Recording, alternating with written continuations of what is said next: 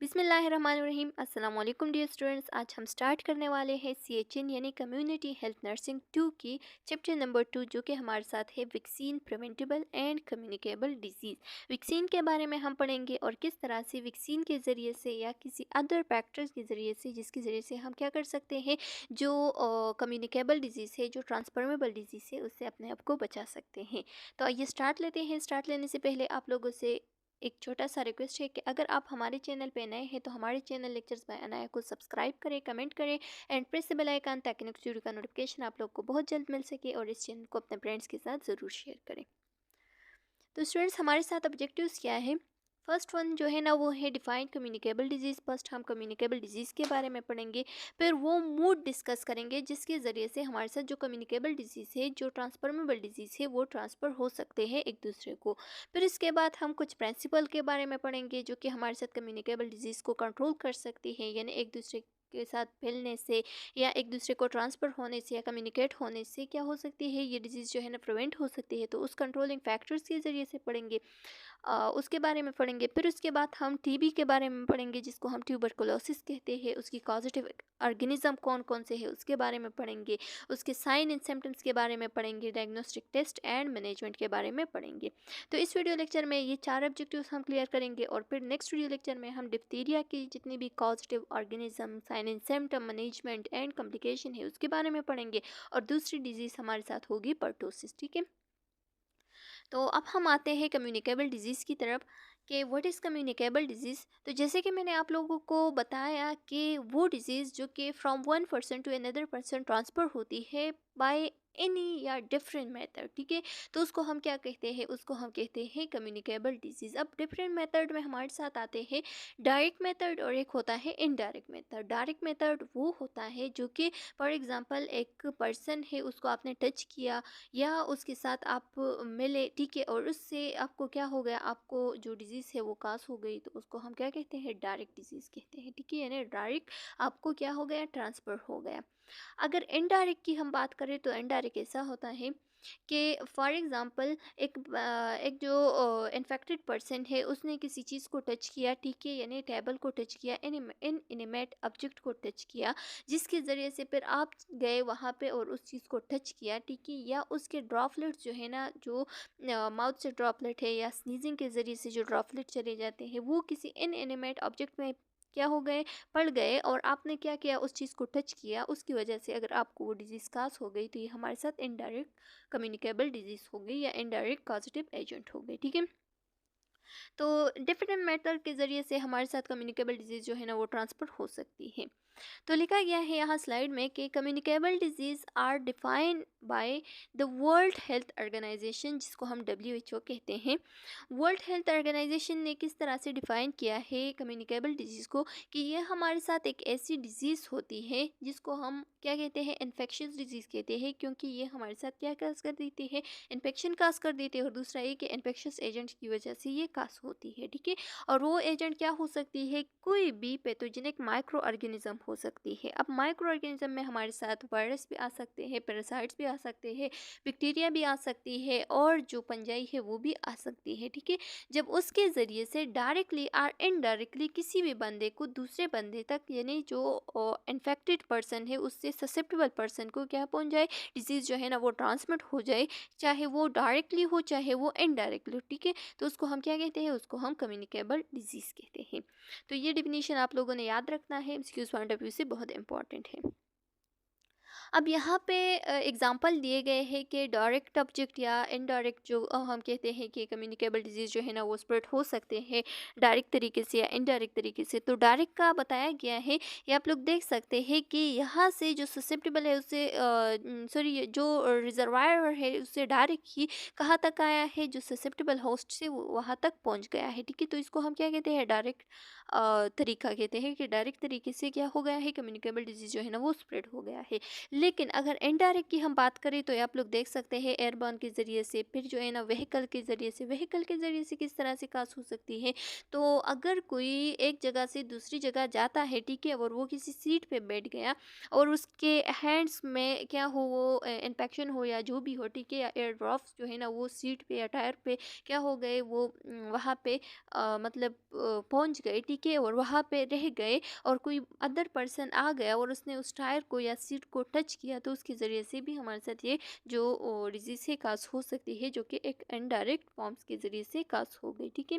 Vector की अगर हम बात करें मॉस्किटोज वगैरह के ज़रिए से, फ्लाइज के ज़रिए से, इनएनिमेट ऑब्जेक्ट जैसे कि टेबल का एग्जांपल मैंने आप लोगों को दिया, ठीक है, और इसी तरह से इंटरमीडिएट जो होस्ट है उसके ज़रिए से भी कास हो सकती है। अच्छा स्टूडेंट्स, अब हमारे साथ आ रहा है मोड ऑफ ट्रांसमिशन के कौन कौन से ऐसे मोड है जिसके ज़रिए से हमारे साथ जो ट्रांसमिसिबल डिजीज़ है या जो कम्युनिकेबल डिजीज़ है वो कास हो सकती है। तो एक होती है डायरेक्ट कंटेक्ट, जो कि ऑलरेडी हमने डिस्कस किया, और एक होती है इनडायरेक्ट कंटेक्ट, ठीक है। तो लिखा गया है कि direct contact transmission required physical contact between the an infected person and a susceptible person। एक होता है susceptible person जिसको चांसेस है कि डिजीज़ लग जाए क्योंकि उसके साथ क्या है, इन्फेक्शन वाला पर्सन है, ठीक है, और एक होता है इन्फेक्टेड पर्सन जिसको डिजीज़ ऑलरेडी है, ठीक है। तो अब अगर हमारे साथ दो बंदे हैं, एक है इन्फेक्टेड पर्सन, एक बिल्कुल ठीक ठाक है, ठीक है, और इन दोनों ने क्या किया, डायरेक्टली कंटेक्ट किया, फिजिकली कंटेक्ट किया, एक दूसरे को टच किया, ठीक है। डायरेक्टली कंटेक्ट का यहाँ पे जो टचिंग का एग्जांपल दिया गया है, तो किसिंग हो सकता है, सेक्सुअल कंटेक्ट हो सकता है, कंटेक्ट विद ओरल सिक्रीशन हो सकती है, और इसके साथ साथ अगर किसी को बॉडी पे कोई लेजन है और उसको अगर उसने टच किया, ठीक है, तो इसके ज़रिए से भी, क्योंकि उससे पस निकल सकता है, वाटर निकल सकता है, फ्लूइड निकल सकता है, ठीक है, तो उसके ज़रिए से भी ये डिजीज़ जो है ना डायरेक्टली कास हो सकती है, तो इसको हम डायरेक्ट कंटेक्ट कह सकते हैं। इनडायरेक्ट कंटेक्ट को जैसे कि आप लोग एग्जांपल में यहाँ पे देख सकते हैं, ठीक है, कि अगर एक बंदा है और उसको डिजीज़ है, ठीक है, वो हमारे साथ इन्फेक्टेड पर्सन है, उसने कहीं पे स्नीजिंग किया, कहीं पे या डोर को जो है ना उसको टच किया, ठीक है, टेबल पे स्नीजिंग किया या कपिंग की, जिसके ज़रिए से उसकी जो ड्रॉपलेट्स है वो वहाँ पे पहुँच गए, ठीक है, और उसके ज़रिए से फिर जो ससेप्टेबल पर्सन है वो जाके उस जो डोर के हैंडल है उसको टच किया, टेबल को टच किया, या चेयर को टच किया, या बेड को टच किया, वॉशरूम सरफेस कप को टच किया, ठीक है, इन्हीं डिशेस जो भी हो सकता है, अगर उस इनएनिमेट ऑब्जेक्ट को उसने टच किया, ठीक है, और उसकी वजह से उसको डिजीज कास हो गई, तो ये हमारे साथ इनडायरेक्ट कंटेक्ट में आता है। अब ये आप लोग देख सकते हैं, ये सारे जो है ना इनडायरेक्ट कंटेक्ट है कि ड्रॉपलेट के ज़रिए से, ठीक है, जैसे कि ड्रॉपलेट के ज़रिए से हमारे साथ कौन कौन से डिजीज़ जो है ना वो ट्रांसफ़र हो सकते हैं। तो लिखा गया है कि इन्फ्लुएंजा हो गई, ठीक है, जिसको हम फ्लू कहते हैं। इसके साथ साथ जो खांसी बुखार होती है, ठीक है, इसके साथ साथ कॉमन कोल्ड हो गया, सीवियर एक्यूट रेस्पिरेटरी सिंड्रोम, यानी जो रेस्पिरेटरी सिंड्रोम है, जो कि हमने जो हमारे साथ एडल्ट सॉरी जो हेल्थ असेसमेंट है उसमें हमने पढ़ा था, एडल्ट हेल्थ नर्सिंग में पढ़ा था, ठीक है, एडल्ट हेल्थ नर्सिंग 2 में हमने डिस्कस किया था कि जो एक्यूट रेस्पिरेटरी सिंड्रोम है वो किस चीज़ को कहते हैं, तो वहाँ से आप लोग उसकी रिहर्सल कर सकते हैं। अच्छा स्टूडेंट्स, फिर एयरबॉर्न की अगर हम बात करें तो इसके ज़रिए से चिकन पॉक्स जो है ना वो कास हो सकती है, एंड पल्मोनरी टीबी यानी जो लंग्स की टीबी है वो कास हो सकती है। फूड बर्न के ज़रिए से, यानी जो फूड मटेरियल है उसके ज़रिए से या वाटर मटेरियल के ज़रिए से, तो फीकल ओरल ट्रांसमिशन जो है ना वो इसका बेस्ट एग्जांपल है, जिसके ज़रिए से हमारे साथ जो फूड पॉइजनिंग है वो कास हो सकती है, वो जो है ना दूसरे बंदे को भी इजीली ट्रांसमिट हो सकती है, ठीक है। कोलेरा हो गई, कोलेरा हमारे साथ एक बहुत severe acute form of diarrhoea होती है, जिसकी ज़रिए से बहुत इलनेस हो जाती है, इंटेस्टाइन जो है ना वो बहुत इन्फेक्शन वहाँ पे पहुँच जाती है, ठीक है, इंटेस्टाइन में इन्फेक्शन, सीवियर इन्फेक्शन हो जाती है, जिसके ज़रिए से एक्यूट डायरिया जो है ना वो मुसलसल हो जाती है, ठीक है, और ये हमारे साथ जिस बैक्टीरिया के ज़रिए से होती है उसको हम विब्रियो कोलेरिया कहते हैं। अच्छा, फिर हमारे साथ आ रहा है बिसिलरी डाइसेंट्री। तो बिसिलरी डाइसेंट्री जो है ना ये हमारे साथ एक गेस्ट्रो इंटेस्टिनल डिजीज़ है, ये आप लोगों ने रिमेंबर रखना है, और ये भी बैक्टीरियल इन्फेक्शन है, बैक्टीरिया की वजह से कास होती है। हेपेटाइटिस ए एंड ई आप लोग जानते हैं, नोरो वायरस जो है ना, यानी किसी भी वायरल इन्फेक्शन हो गया, ठीक है, तो ये हमारे साथ जो फीकल ओरल ट्रांसमिशन या जो फूड बर्न या वाटर बर्न डिजीज़ है उसके ज़रिए से इनडायरेक्टली कास हो सकती है। फिर हमारे साथ आ रहा है वेक्टर बॉर्न। तो वेक्टर बॉर्न की भी हमने बात की कि वेक्टर हमारे साथ क्या हो सकती है, जो मॉस्किटो हो वो हो सकती है। मॉस्किटो जो है ना वो आती है और एक बंदे पे जो इन्फेक्टेड पर्सन है उस पर बैठ के और उसको बाइट करता है, और वहाँ से जो उसका डिजीज़ है उसके बाइट के पाम में वो क्या कर देता है, दूसरे बंदे में जो सस्टेबल पर्सन है वहाँ तक लेकर उसमें इंजेक्ट कर देते हैं। ठीक है, तो उसके ज़रिए से जो डेंगू फीवर हो गया, इसके साथ साथ जो मलेरिया हो गया, टाइफाइड वगैरह जो भी है, ठीक है, तो वो कास हो सकती है। सॉरी, टाइफाइड तो नहीं है लेकिन डेंगू मलेरिया कॉमन होती है। अदर हमारे साथ आते हैं थाइपस। अब आप लोग सोच रहे होंगे कि व्हाट इज़ थाइपस। तो थाइपस जो है ना, ये हमारे साथ एक ग्रुप ऑफ डिजीज़ होती है जो कि बैक्टीरिया की वजह से कास होती है, और इसमें ज़्यादातर जो कॉजेटिव एजेंट होती है ह्यूमन को ज़्यादातर जो स्प्रेड हो जाती है, तो वो एजेंट क्या है, वो एजेंट हमारे साथ लाइस होती है। इसके साथ साथ जो जिसको हम क्या कहते हैं, लाइसिस कहते हैं, ठीक है, जो लाइस होती है उसके ज़रिए से, जुओं के ज़रिए से, ठीक है, ये कास हो सकती है। अच्छा, ब्लड एंड बॉडी फ्लूइड के ज़रिए से भी बहुत सारे डिजीज़ कास हो सकते हैं, जैसे कि हेपेटाइटिस बी एंड सी हो गया, और इसके साथ साथ एड्स भी हो सकती है। ठीक है, जो कि ब्लड के ज़रिए से, अगर ब्लड कंटेक्ट गए तो डायरेक्ट ही कास हो सकता है, और फ्लूइड कंटेक्ट के ज़रिए से भी कास होती है। कुछ डिजीज़ ऐसे होते हैं जिसका मोड ऑफ ट्रांसमिशन जो है ना वो डायरेक्टली भी हो सकता है, इनडायरेक्टली भी हो सकता है, जैसे कि चिकन पॉक्स हो गया। अच्छा स्टूडेंट्स, अब वो प्रिंसिपल है, अगर इसको हम अप्लाई करें तो इसके ज़रिए से जो कम्युनिकेबल डिजीज़ है वो उससे हम क्या हो सकते हैं, वो थोड़ा कंट्रोल हो सकती है। ठीक है, उससे हम थोड़ा अपने आप को प्रिवेंट कर सकते हैं। तो फर्स्ट ऑफ ऑल हमें क्या करना होगा, फर्स्ट ऑफ ऑल जो फैक्टर ऑफ ट्रांसमिशन है उसमें फर्स्ट ऑफ ऑल आ रहा है इन्फेक्टिव एजेंट। जो इन्फेक्टिव एजेंट होता है, चाहे वो मॉस्किटो हो, चाहे वो फ्लाई हो, जो भी हो, ठीक है, उसको क्या करना हो, उसको आपने किल करना है। अगर उसको आप किल करें तो डिजीज़ जो है ना वो खुद ब खुद रुक जाती है। सोर्स ऑफ इन्फेक्शन, जितनी भी सोर्स ऑफ इन्फेक्शन है, चाहे वो इंसान हो जो कि सिक हो, ठीक है, जिसके ज़रिए से ट्रांसमिट हो सकती है, तो उसको आपने क्या करना है, आइसोलेट करना है, उसको दूर रखना है। ठीक है, ताकि जितना भी कंटेक्ट हो वो दूर हो, तो इस वजह से भी हमारे साथ जो डिजीज़ है वो कंट्रोल हो सकती है। मोड ऑफ ट्रांसमिशन की अगर हम बात करें तो लिखा गया है कि अगर हम अपने एनवायरनमेंट को, अपने आप को और अपने फूड को हाइजीन रखें, ठीक है, उसकी मेंटेनेंस में, मतलब उसको हाइजीनली मेंटेन रखें, तो उसके ज़रिए से भी हमारे साथ जितनी भी डिजीज़ है वो ट्रांसफर से रोक सकते हैं, उस वो कंट्रोल हो सकते हैं। Adoption of standard precaution and additional infection control measure appropriate and different mode of transmission. ठीक है, कि डिफरेंट मोड ऑफ ट्रांसमिशन के ज़रिए से हमारे साथ क्या हो सकती है, ये जो जितनी भी डिजीज़ है वो कास हो सकती है, अगर इन्वायरमेंट गंदा है, इंसान गंदा है, फूड गंदा है, ठीक है, तो इन सब के ज़रिए से अगर इसको हम हाइजीन ले रखें, ठीक है, उसको हम साफ़ ले रखें, साफ़ रखाए, अपना इन्वायरमेंट साफ़ करें, अपने आप को साफ़ करें, तो क्या हो सकता है, इसके ज़रिए से भी ये डिज़ीज़ जो है ना थोड़ा कंट्रोल हो सकता है। और होस्ट क्या हो सकता है, तो जैसे कि आप लोगों को पता है कि ज़्यादातर क्या होता है कि बिल्डिंग ऑफ पर्सनल इम्यूनिटी, कि अगर किसी की इम्यूनिटी लो हो, ठीक है, उसको वैक्सीन नहीं हुए हो, वो उसकी इम्यूनिटी लो हो, तो उस दौरान क्या है, उसके लिए एज अ प्रोपाइलेक्सिस उसकी इम्यूनाइजेशन यानी वैक्सीनेशन वगैरह करना चाहिए, ताकि वो क्या हो, उस डिज़ीज़ से बच सके। स्टूडेंट्स, यहाँ पे एक पॉइंट है, ये आप लोग देख सकते हैं, ये ब्रीडिंग साइट। ब्रीडिंग साइट क्या होती है, तो ब्रीडिंग साइट हमारे साथ जहाँ जिस जगह से चाहे वहाँ पे पानी ज़्यादा हो, ठीक है, जैसे कि आप लोगों ने सुना भी होगा कि जिस जगह पे गंदा पानी हो, जमा हो रहा हो, ठीक है, जैसे कि बारिश की पानी हो गई, इसके साथ साथ किसी नाली वगैरह के पानी हो गए, ठीक है, तो उससे क्या हो सकते हैं, उससे मच्छर बन सकते हैं। तो ये ब्रीडिंग साइट वही है कि अगर हम पानी वगैरह को या उसके जो सोर्स है उसको हम हटा लें, तो फिर हमारे साथ जो इन्फेक्टिव एजेंट है वो पैदा नहीं होगा, वो रिमूव होगा, और इसके ज़रिए से हम कंट्रोल कर सकते हैं कम्युनिकेबल डिजीज़ को।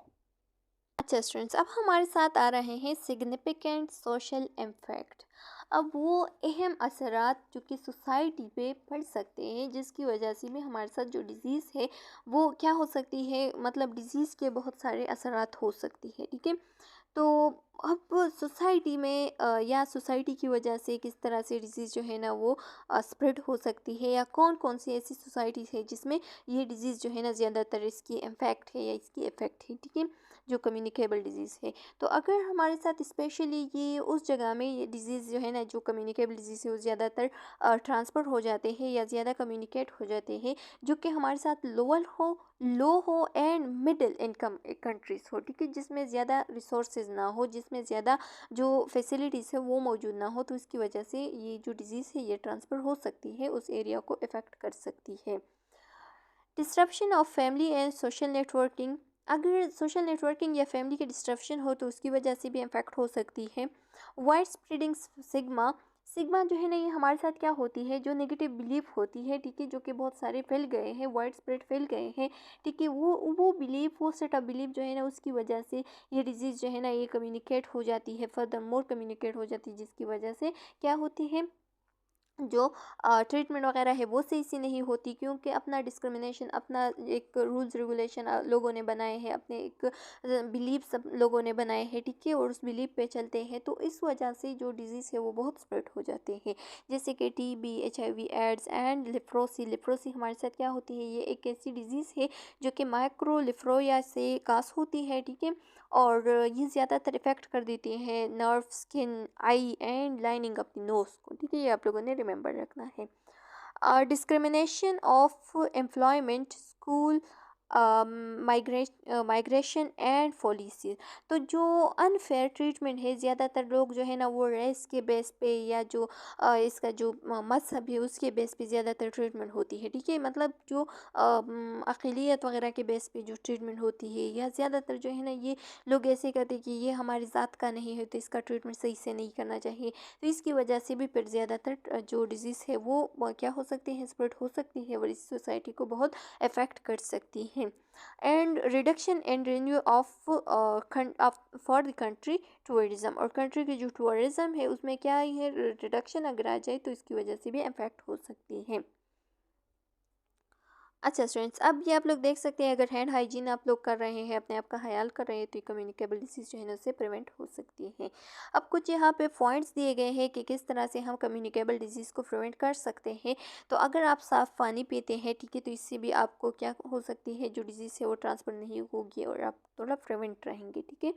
इसके साथ साथ यानी आप महफूज रहेंगे। इसके साथ साथ कीप योर हाउस क्लीन, अपने हाउस को क्लीन रखना है, ठीक है, अगर आपका इर्द गिर्द इन्वायरमेंट क्लीन हो तो मच्छर वगैरह नहीं बनेंगे, और मच्छर के ज़रिए से ज़्यादातर जो प्लाइज वगैरह है उसके ज़रिए से क्या होती है, डिजीज़ ट्रांसफ़र होती है, तो डिजीज़ ट्रांसफ़र नहीं होगी। यूज़ अ प्रॉपर टॉयलेट, अगर आप टॉयलेट यूज़ कर रहे हैं तो टॉयलेट से जाने मतलब टॉयलेट के आने, जब आप टॉयलेट से वापस आते हैं तो अपने हाथ को ज़रूर धोना है सोप के ज़रिए से। कलेक्ट एंड बरी गार्बेज, जितनी भी गंदगी है, जितनी भी गार्बेज है, जितनी भी मतलब जितनी भी आलूदा मटेरियल है, ठीक है, जितनी भी पोल्यूशन है, तो उसको आपने क्या करना है, उसको कलेक्ट करना है और उसको जलाना है, उसको बिल्कुल ख़त्म करना है। Stop flies and mosquito from breeding, आपने मॉस्किटो और जो फ्लाइज है उसकी जो ब्रीडिंग होती है, जो एरिया होती है जहाँ से वो क्या हो जाते हैं, पैदा हो जाते हैं, जैसे कि मैंने पानी का एग्जांपल आप लोगों को दिया, ठीक है, तो उसको आपने क्या करना है, बिल्कुल ख़त्म करना है, जिसके ज़रिए से फिर ये मच्छर वगैरह भी ख़त्म हो जाएगी। Wash your hand before eating, जब आप खाना खाते हैं तो इससे पहले भी और बाद में भी आपने क्या करना है, हाथों को धोना है। अच्छा, ये वही दोबारा से दिए गए हैं कि किस तरह से हम क्या कर सकते हैं, अपने आप को बचा सकते हैं डिज़ीज़ से। तो लिखा गया है कि अगर आप सैनिटेशन करें, ठीक है, बेटर सैनिटेशन से आप बच सकते हैं। इसके साथ साथ सेफ वाटर पीने से आप बच सकते हैं, पर्सनल हाइजीन से, किचन मैनेजमेंट से एंड सॉलिड वेस्ट मैनेजमेंट से। अब हमारे साथ एक डिज़ीज़ आ रही है जो कि कम्युनिकेबल डिज़ीज़ है। जितनी भी हमने बातें की कि कम्युनिकेबल डिज़ीज़ क्या होती है, कम्युनिकेबल डिज़ीज़ किस तरह से ट्रांसफ़र हो सकती है, और कम्युनिकेबल डिज़ीज़ को किस तरह से आपने अपने आप को प्रिवेंट करना है, और किस तरह से इसको हम कंट्रोल कर सकते हैं। तो अब उस कम्युनिकेबल डिज़ीज़ में से एक डिज़ीज़ का नाम दिया गया है जिसको हम कहते हैं ट्यूबरकुलोसिस यानी TB, ठीक है। तो TB के बारे में लिखा गया है कि ये हमारे साथ एक ऐसी डिज़ीज़ है जो कि एक बैक्टीरिया की वजह से काज होती है, और उस बैक्टीरिया का नाम है माइकोबैक्टीरियम ट्यूबरकुलोसिस, ये आप लोगों ने रिमेंबर रखना है। The bacteria usually attack the lungs, ये बैक्टीरिया ज़्यादातर लंग्स पे अटैक कर देती हैं, but TB bacteria can attack any part of, लेकिन ये जो है ना any part of the body में, जैसे कि किडनी हो गया, स्पाइन हो गया एंड ब्रेन हो गया, क्योंकि ये हमारे साथ क्या है, ये हमारे साथ एक सिस्टमेटिक डिजीज़ है। सिस्टमेटिक डिजीज़ ऐसा होता है कि ये बॉडी के एनी सिस्टम में क्या कर सकती है, उस पर अटैक कर सकती है, और पूरी बॉडी के सिस्टम्स को क्या कर सकती है, ख़राब कर सकती हैं। अगर इसको प्रॉपरली ट्रीट नहीं किया तो ये हमारे साथ क्या हो सकती है, जानलेवा भी हो सकती है, यानी फेटल भी हो सकती है। Incubation period. अब इंक्यूबेशन पीरियड कौन सा पीरियड होता है, तो वो पीरियड जिसमें साइन एंड सिम्टम नहीं आए हैं लेकिन डिजीज़ प्रेजेंट है। डिजीज़ हो गई है, इंसान को डिजीज़ प्रेजेंट है ह्यूमन बीइंग में, लेकिन उसमें साइन एंड सिम्टम अभी तक अराइज नहीं हुए हैं, ठीक है। तो वो पीरियड हमारे साथ कितने टाइम का होता है, तो 2 to 12 वीक्स तक। लेकिन इंटरनेट पे अगर आप लोग सर्च करें तो वहाँ पे लिखा गया है कि जो 2 to 9 वीक्स है, ठीक है। लेकिन यहाँ पे क्या है, 2 to 12 वीक्स है, तो आप लोगों ने इस नोट्स को फॉलो करना है एमसीक्यूज पॉइंट ऑफ व्यू से। फिर हमारे साथ टाइप्स आ रहे हैं, तो यहाँ पे 2 टाइप्स दिए गए हैं कि एक होती है पल्मोनरी टीबी और एक होती है एक्स्ट्रा पल्मोनरी टीबी। लेकिन इसके फर्दर टाइप्स हैं, एक है लेटेंट टीबी और एक है एक्टिव टीबी। लेटेंट टीबी वो टीबी होती है जो कि हमारे साथ कोई पर्सन है और वो एक डोज को मिस कर ले, इसका अपना डोज होता है। अगर एक पर्सन उस डोज को मिस कर ले, एक टाइम का डोज को भी मिस कर ले, तो इसकी वजह से ये बॉडी में क्या हो जाती है, अपने आप को सेव कर देती है। और जब भी इसको या ह्यूमन की जो इम्यूनिटी है वो स्लो हो जाए, तो उसकी वजह से ये डायरेक्ट ही क्या कर देती है, एक्टिव बन जाती है और एक्टिव फॉर्म में इंसान को ख़त्म कर देती है। अच्छा, और एक्टिव टीबी तो वही टीबी है जो कि साइन सिम्टम भी है, ठीक है, और एक्टिव इंसान में प्रेजेंट है और उस दौरान उस वो ट्रीटमेंट भी कर रहा है लेकिन उसको में प्रेजेंट है, ठीक है। तो इसको हम क्या कहते हैं, एक्टिव टीबी कहते हैं।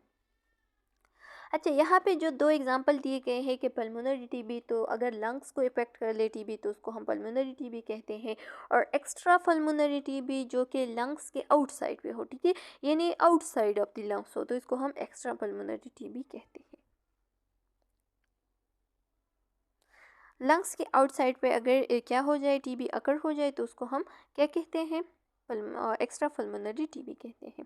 अब हमारे साथ आ रहा है लेटेंट टीबी। जैसे कि मैंने आप लोगों को बताया कि एक होती है लेटेंट और एक होती है एक्टिव, ठीक है।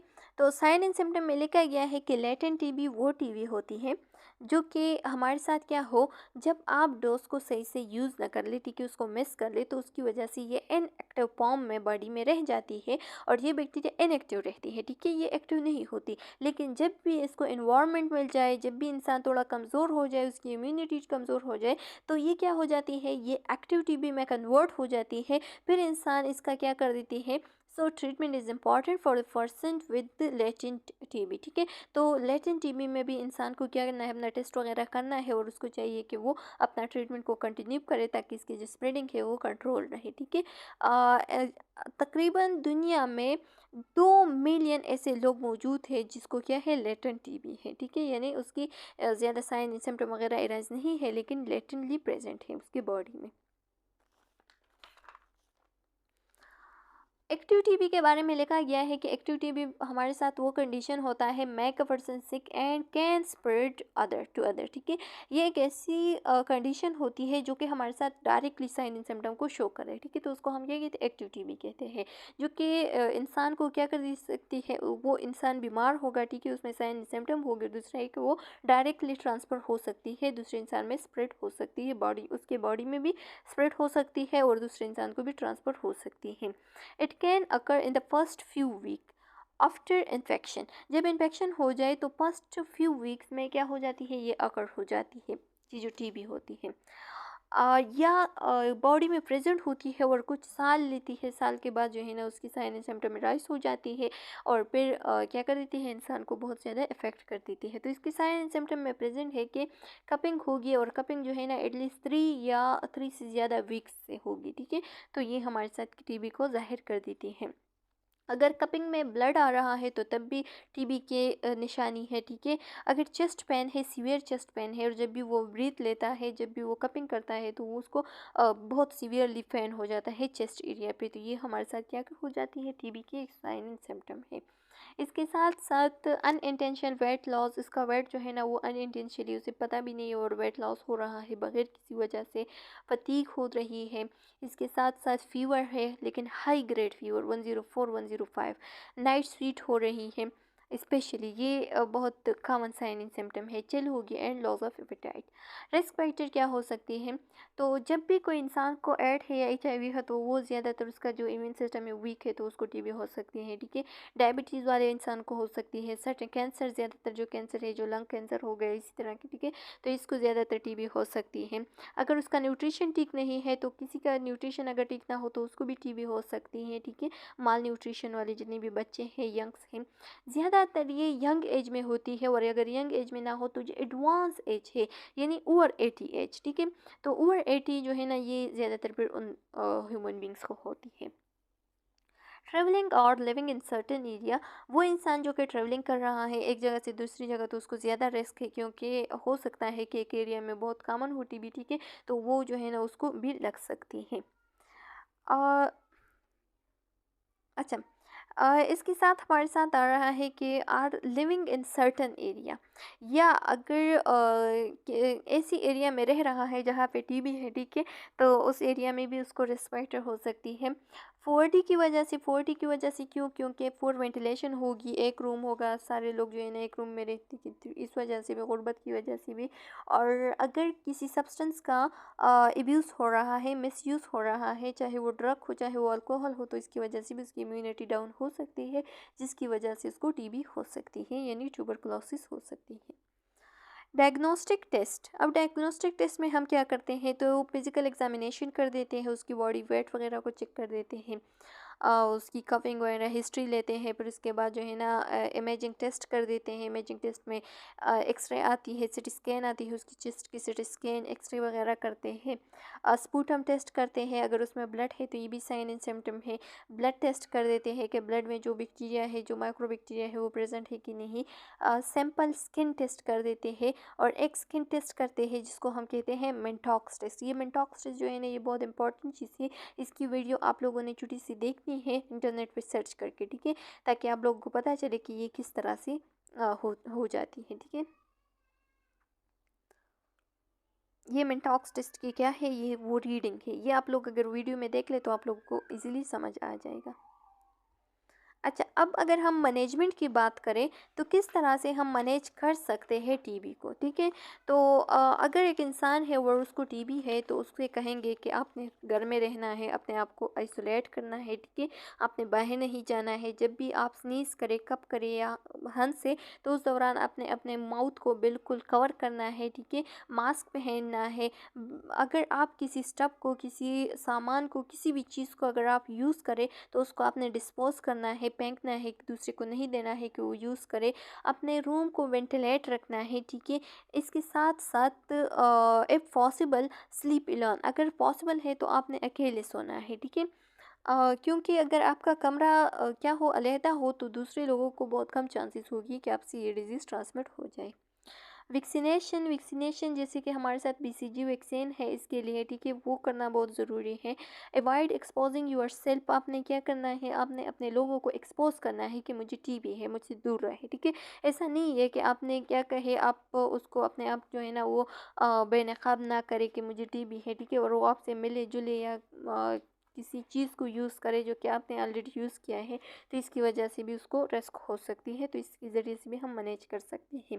टेक मेडिकेशन एज प्रिस्क्राइब, जितने मेडिकेशन आपको प्रिस्क्राइब है उसको बिल्कुल डेली अपने टाइम पे लेना है, उसको मिस नहीं करना है वरना लेट एंड में जा सकती है। एंड जो इंटायर कोर्स दिया है मेडिकेशन का वो आपने यूज़ करना है। तो चलो स्टूडेंट्स, उम्मीद है कि यहाँ तक आप लोगों को समझ में आ गया होगा। नेक्स्ट लेक्चर में हम डिप्थीरिया को स्टार्ट करेंगे, जो कि सेकेंड इसका ट्रांसफॉर्मेबल डिजीज़ का एक सेकेंड डिजीज़ है, ठीक है। अगर इसमें कोई क्वेश्चन कॉम्प्लिकेशन है तो आप लोग कमेंट सेक्शन में पूछ सकते हैं, बहुत जल्द आप लोग को आंसर मिल जाएगा। नेक्स्ट वीडियो में मिलते हैं, तब तक के लिए अल्लाह हाफिज़।